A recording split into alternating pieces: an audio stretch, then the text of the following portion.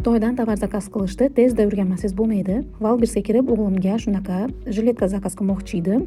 Kirsam, bu yerda 2000 deyapti. Har xil ranglari bor. Rozовый, серый, morkovniy, korичневый ham o'xshaydi ekan. Endi buni Xitoyga kirib ko'ramiz. Pinduoduga kiramiz. Mana topdim. Tashi Wildberriesda turgan jiletkalar. Tovarni отзывiga kirib, ko'rib, kачествolarini ko'rib, yana zakaz qilsangiz bo'ladi. Bu yerda mana razmerlari turadi. Xohlagan razmerni tanlasangiz bo'ladi. Endi buni kalkulyatorga uramiz. Yozamiz endi.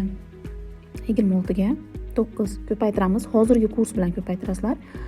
Hozir 12.9 yuan bo'lyapti. 12.95 har xil. 347 rublga to'g'ri kelyapti. Dostavkasini где-то примерно 200 rubl qilaylik. Shunda bizga 547, почти 550 rublga tushyapti.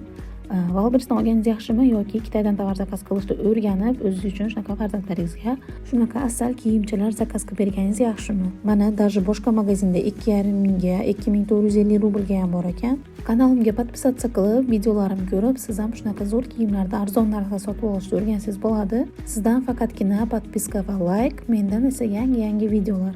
Sog' bo'ling, salomat bo'ling.